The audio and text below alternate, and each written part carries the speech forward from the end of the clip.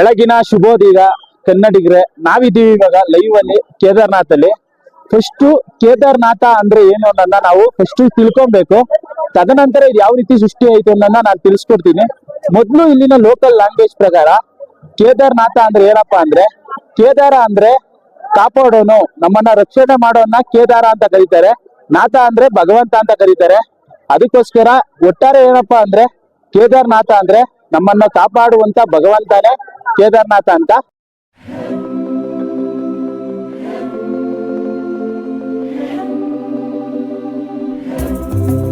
ಇವಾಗ ನೀವು ಏನ್ ನೋಡ್ತಾ ಇರಲ್ಲ ದೇವಸ್ಥಾನ, ಈ ದೇವಸ್ಥಾನದ ಆರ್ಕಿಟೆಕ್ಚರ್ ನೋಡ್ಬೋದು ನೀವು. ಅಲ್ಲಿ ಕಾಣಿಸ್ತಾ ಇದೆಯಲ್ಲ, ಎಲ್ಲ ಒಂದೊಂದ್ ತರ ಡಿಫ್ರೆಂಟ್ ಆಗಿರುವಂತದ್ದು. ಮೇಲ್ಗಡೆ ಇರೋದು ಶೀಟ್ ತರ, ಅದ್ರೊಳಗಡೆ ಕಲ್ಲಿದೆ, ಅದ್ರ ಮೇಲೆ ಶೀಟ್ ತರ ಹಾಕಿದ್ದಾರೆ. ಅಲ್ಲಿ ಮೇಲ್ಗಡೆ ಕಾಣಿಸ್ತಿದೆಯಲ್ಲ, ಇಲ್ಲಿರುವಂತ ದೇವಸ್ಥಾನಗಳು ಸ್ವಲ್ಪ ಡಿಫ್ರೆಂಟ್ ಆಗಿರುತ್ತೆ. ಮತ್ತೆ ಆ ಮೇಲ್ಗಡೆ ಇದ್ರದ್ದೆಲ್ಲ ಕಾಣಿಸ್ತಾ ಇದೆಯಲ್ಲ, ಸ್ಪೀಕರ್ ಎಲ್ಲ ಇದೆಯಾ ಗೊತ್ತಾ ಅದು. ಆಮೇಲೆ ಅಲ್ಲಿ ಸಿಂಹ ಇರ್ಬೋದು, ಇವೆಲ್ಲ ನೇಪಾಳಿಯನ್ ಸ್ಟೈಲು. ಇದು ಒಟ್ಟಾರೆ ದೇವಸ್ಥಾನ ಹೇಳೋದಾದ್ರೆ ಇಂಡೋ ನೇಪಾಳಿಯನ್ ಸ್ಟೈಲ್ ಅಲ್ಲಿ ಇರುವಂತ ದೇವಸ್ಥಾನ ಇದು. ಇವಾಗ ಅಲ್ಲಿ ಲಿಂಬ ಪರ್ವತ ಏನ್ ನೋಡ್ತಾ ಇದ್ದಿಲ್ಲ, ಆ ಕಡೆಯಿಂದ ಒಂದು 15 ಕಿಲೋಮೀಟರ್ ದಾಟಿದೆ ಅಂದ್ರೆ ನೇಪಾಳ ಸಿಗುತ್ತೆ. ಇಲ್ಲಿ ಅಧಿಕವಾಗಿ ನೇಪಾಳಿಯನ್ಸ್ ಜಾಸ್ತಿ ಜನ ಬರ್ತಾ ಇರ್ತಾರೆ.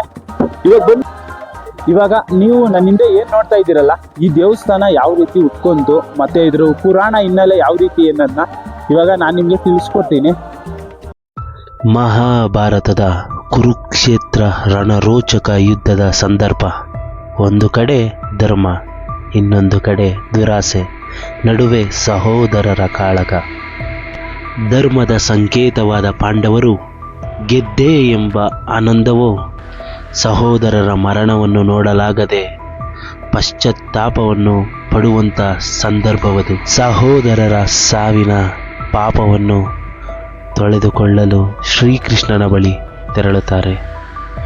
ಯುದ್ಧದ ಪರಿಣಾಮವನ್ನು ಅರಿತಂತ ಶ್ರೀಕೃಷ್ಣನು ಇವರ ಪಶ್ಚಾತ್ತಾಪದ ಫಲವಾಗಿ ಮಹಾದೇವನ ಬಳಿ ತೆರಳಲು ಸೂಚಿಸುತ್ತಾನೆ.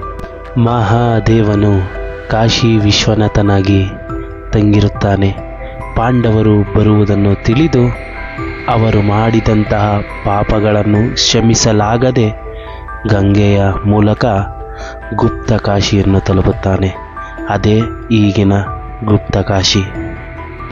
ಪರಮೇಶ್ವರನ ಈ ಚಲನೆಯನ್ನು ಅರಿತಂತ ಪಾಂಡವರ ದಿಗ್ಗಜನಾದ ಧರ್ಮರಾಯನು ಪಾಂಡವರನ್ನು ಗುಪ್ತ ಕಾಶಿಗೆ ತೆರಳುವಂತೆ ಸೂಚಿಸುತ್ತಾನೆ.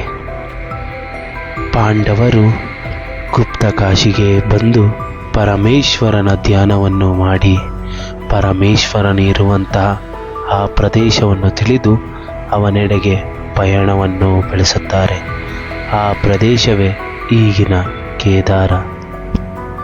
ಕೇದಾರಕ್ಕೆ ಬರುತ್ತಿರುವ ಪಾಂಡವರನ್ನು ನೋಡಿದಂಥ ಪರಮೇಶ್ವರನು ಗೋವುಗಳ ರೂಪ ಪಡೆದು ಗೋವುಗಳ ಜೊತೆ ಸೇರಿಕೊಳ್ಳುತ್ತಾನೆ. ಪರಮೇಶ್ವರನನ್ನು ಕಾಣಲು ಬಂದಂಥ ಪಾಂಡವರು ಅಲ್ಲಿರುವ ಗೋವುಗಳನ್ನು ನೋಡುತ್ತಾರೆ. ಪರಮೇಶ್ವರನು ಇದರಲ್ಲೇ ಇದ್ದಾನೆ ಎಂಬ ನಂಬಿಕೆ ಉಳ್ಳಂಥ ಪಾಂಡವರು ಮಧ್ಯಮ ಪಾಂಡವನಾದಂಥ ಭೀಮನಿಗೆ ಒಂದು ಸೂಚನೆಯನ್ನು ನೀಡುತ್ತಾರೆ. 2 ದೊಡ್ಡ ಬಂಡೆಗಳ ಮೇಲೆ ನಿಲ್ಲುವಂತೆ ಸೂಚಿಸಿ ಎಲ್ಲ ಗೋವುಗಳನ್ನು ಅವನ ಕಾಲು ಕೆಳಗೆ ಕಳಿಸುವ ಸೂಚನೆಯನ್ನು ನೀಡುತ್ತಾರೆ. ಆದರೆ ಎಲ್ಲ ಗೋವುಗಳು ಅವನ ಕಾಲು ಕೆಳಗಡೆ ಹೋಗುತ್ತೆ. ಆದರೆ ಪರಮಶಿವನು ಅಲ್ಲೇ ನಿಂತುಕೊಂಡಿರುತ್ತಾನೆ.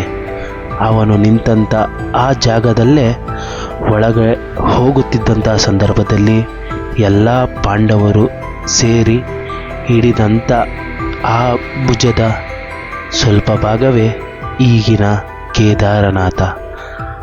ಈ ಪಾಂಡವರು ಅದೇ ಜಾಗದಲ್ಲಿ ಕುಳಿತು ಒಂದು ದೇವಾಲಯವನ್ನು ನಿರ್ಮಿಸಿ ಪೂಜಿಸುತ್ತಿದ್ದರೆಂಬ ನಂಬಿಕೆ ಹಿಂದೂಗಳಲ್ಲಿ. ಇಲ್ಲಿ ಪೂಜೆಯನ್ನು ಮಾಡಿ ತದನಂತರ ಮೋಕ್ಷವನ್ನು ಪಡೆದು ಕೈಲಾಸದಿಂದ ದೇವಲೋಕವನ್ನು ಸ್ಪರ್ಶಿಸಿದರೆಂಬ ನಂಬಿಕೆ. ಆಗಿನ ಅವರು ಪೂಜೆ ಮಾಡಿದಂಥ ದೇವಾಲಯವೇ ಈಗಿನ ಕೇದಾರನಾಥ. ಇದು ಕಾಲಾನುಕ್ರಮಣವಾಗಿ ಮಂಜಿನ ಮುಖಾಂತರ ಎಲ್ಲ ಮುಚ್ಕೊಂಡಿರುತ್ತೆ.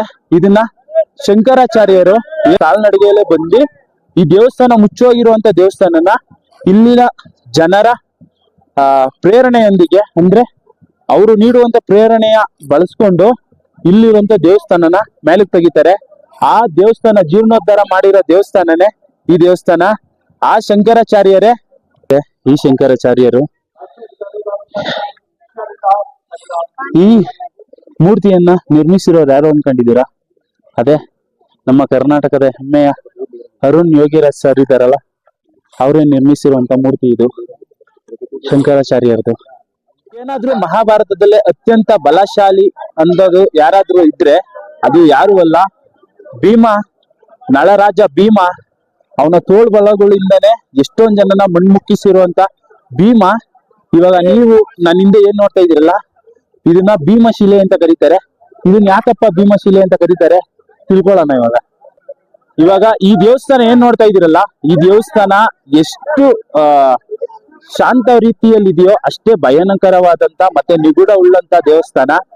2013ರಲ್ಲಿ ಏನಾಯ್ತಪ್ಪ ಅಂದ್ರೆ, ಇವಾಗ ನೀವು ಹಿಂದೆ ಏನ್ ನೋಡ್ತಾ ಇದೀರಲ್ಲ ಹಿಮಾಲಯ, ಆ ಕಡೆ 2 ರೋಡ್ ತರ ಕಾಣಿಸ್ತಾ ಇದೆಯಲ್ಲ, ಫ್ಲಡ್ ಬಂದಿರುವಂತ ಜಾಗ ಇದು.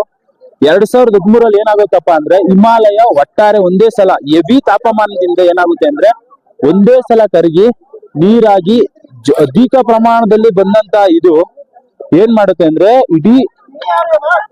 ಇಡೀ ಕೇದಾರ್ನಾಥ ಇವಾಗ ಏನಿದೆಯಲ್ಲ ಇದು ಫುಲ್ಲು ನೀರ್ ತುಂಬ್ಕೊಂಡ್ಬಿಟ್ಟಿರುತ್ತೆ. ಅಷ್ಟು ನೀರ್ ಬಂದಿರುತ್ತೆ. ಅವಾಗ ನೀವು ನೋಡುವುದು ಆ ಹಿಮಾಲಯದಿಂದ ಇದು ದೈವ ಶಕ್ತಿನೋ ಇಲ್ಲ ಏನು ಅಂತ ಹೇಳಕ್ಕಾಗಲ್ಲ. ಯಾಕಂದ್ರೆ ಅಷ್ಟು ಪವಿತ್ರವಾದಂತ ಜಾಗನ ರಕ್ಷಿಸಿದ್ದು ಕೇವಲ ಇದೊಂದೇ ಒಂದು ಕಲ್ಲು. ಯಾವ ತರ ಅಂದ್ರೆ, ಅಧಿಕ ಪ್ರಮಾಣದಲ್ಲಿ ಬರ್ತಿದಂತ ನೀರ್ನ ಏಕಾಏಕಿ ದೇವಸ್ಥಾನದಿಂದ ಟಾಪ್ ಹೋಗೋ ತರ, ದೇವಸ್ಥಾನದಿಂದ ಟಾಪ್ ಹೋಗಿ ದೇವಸ್ಥಾನಕ್ಕೆ ಒಂದೇ 1 ಇಂಚು ಏನಾಗ್ದಂಗೆ ತಡದಂತ ಏಕೈಕ ಕಲ್ಲು ಇದು. ನೀರಿನ ಪ್ರಭಾವ ಗೊತ್ತು ನಿಮ್ಗೆ ಯಾವ ರೀತಿ ಇರುತ್ತೆ ಅಂತ. ಇಡೀ ಎಂತ ದೊಡ್ಡ ಹಡಗುಗಳನ್ನೇ ಮುಳುಗಿಸಿದಂತ ನೀರು ಕೇವಲ ಒಂದು ಸಣ್ಣ ಕಲ್ಲನ್ನ ಅಲ್ಲಾಡ್ಸಕ್ಕಾಗಿಲ್ಲ. ಯಾಕಂದ್ರೆ ಅದ್ರಲ್ಲಿ ಇರುವಂತ ಶಕ್ತಿ ಅಂತ ಮಹತ್ವವಾದಂತ ಶಕ್ತಿ. ಆ ಒಟ್ಟಾರೆ ಪ್ರವಾಹದಲ್ಲಿ ಎಷ್ಟು ಜನ ಸತ್ತೋದ್ರು ಅಂದ್ರೆ 18ರಿಂದ 25 ಸಾವಿರ ಜನ ಸತ್ತೋದ್ರು ಅಂತಾನೆ ಹೇಳ್ಬೋದು. ಆದ್ರೆ ದೇವಸ್ಥಾನ ಅಂತೂ ಒಂದೇ 1 ಇಂಚು ಅಲ್ಲಾಡ್ದಂಗೆ ಇರೋಕೆ ಸಾಧ್ಯ ಆಗಿದೆ ಈ ಭೀಮಶಿಲ ಕಲ್ಲಿಂದ. ಇವಾಗ ಆ ಪವಿತ್ರವಾದ ಕಲ್ಲನ್ನ ಸ್ಪರ್ಶ ಮಾಡೋಣ. ಅಲ್ಲಿ ಚೊಪ್ಪಲಿ ಬಿಡೋಷ್ಟು ಆಗಲ್ಲ ಗುರು, ಅಷ್ಟು ತಣ್ಣಗೈತೆ ನೋಡ್ರಿ, ಎಷ್ಟು ತಣ್ಣಗೈತೆ ಗೊತ್ತಾ ಕಲ್ಲು. ಬೆಣ್ಣೆ ಹಚ್ಬಿಟ್ಟಿರೋದಿಲ್ಲ. ದೇವಸ್ಥಾನನ ಕಾಪಾಡೈತೆ ಗುರು, ಪುಣ್ಯ. ಭೀಮಶಿಲೆ ಅಂತ ಅದಕ್ಕೋಸ್ಕರ ಕರೀತಾರೆ. ಇವಾಗ ಬನ್ನಿ, ಈ ಪ್ರದೇಶನ ಕಾಪಾಡುವಂತ ಕಾಲ ಭೈರವನ್ನ ತೋರ್ಸಕ್ಕೆ ನಾನು ನಿಮ್ಮನ್ನ ಕರ್ಕೊಂಡು ಹೋಗ್ತಾ ಇದ್ದೀನಿ.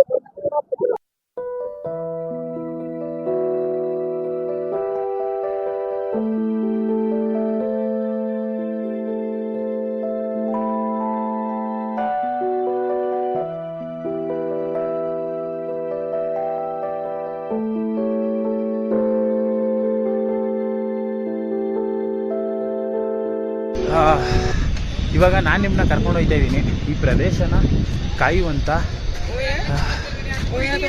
ಕಾಲಭೈರವೇಶ್ವರ ದೇವಸ್ಥಾನಕ್ಕೆ. ಟಾಪಲ್ಲಿ ಇದೆ ಅದು.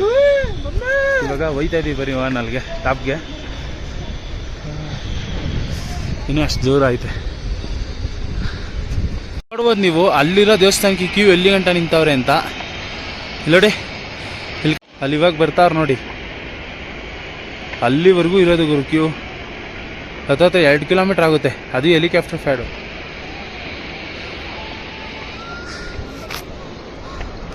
ನಮಗಂತೂ ಬೆಟ್ಟ ಹತ್ತಿ ಸುಸ್ತಾಗ್ಬಿಟ್ಟೈತೆ ಗುರು. ಇಳಿಯೋದು ಬೇಗ ಇಳ್ಬಿಡ್ಬೋದು, ಯಾಕಂದರೆ ಎಲ್ಲ ಫುಲ್ಲು ಡೌನೇ ಇರೋದು. ಬೇಗ ಇಳ್ಕೊಂಡು ಹೋಗ್ಬೋದು. ಬನ್ನಿ, ಇನ್ನು ಸ್ವಲ್ಪ ದೂರ ಇದೆ, ಹತ್ಕೊಡೋಣ.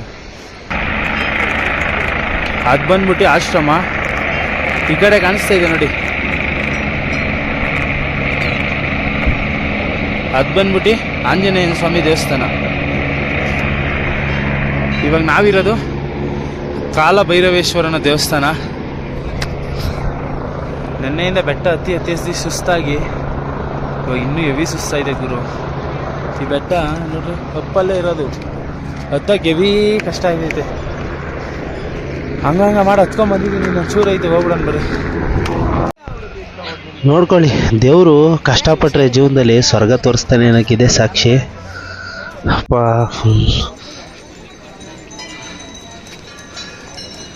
ಇದೆ ಕಾಲಭೈರವೇಶ್ವರನ ಟೆಂಪಲ್ಲು. ಇವತ್ತು ನಾವಿಲ್ಲಿ ಬಂದು ಸುರಕ್ಷಿತವಾಗಿ ಹೋಯ್ತಿದ್ದೀವಿ ಅಂದರೆ ಈ ದೇವರೇ ಕಾರಣ ಅಂತಾರೆ. ನೋಡ್ಕೊಳ್ಳಿ, ಆ ದೇವಸ್ಥಾನದಲ್ಲಿ ನಾವಿದ್ದೀವಿ. ಇವಾಗ ಒಳಗಡೆ ಹೋಗೋಣ ಬರ್ರಿ. ಅದೇ ಬೈ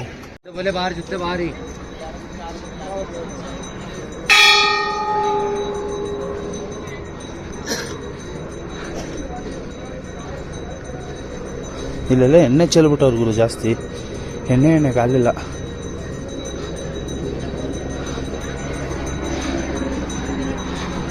ನೋಡಿ, ನಾಯಿ ವರ್ಲ್ಡ್ ರೆಕಾರ್ಡ್ ಮಾಡಿದೆ. ಫುಲ್ ಬೆಟ್ಟ ಹತ್ಕೊಂಡ್ಬಂದ್ಬಿಟ್ಟಿರೋದು. ಚಿಕ್ಕ ಚಿಕ್ಕ ಗಟ್ಟೆ ಅಂತಾರೆ.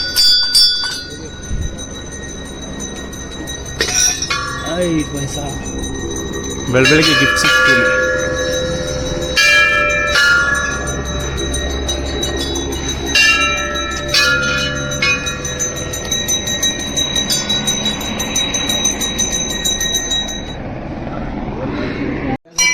ಓಕೆ ಗೈಸ್, ದೇವ್ರದ್ದು ದರ್ಶನ ಮಾಡಿದ್ದಾಯಿತು.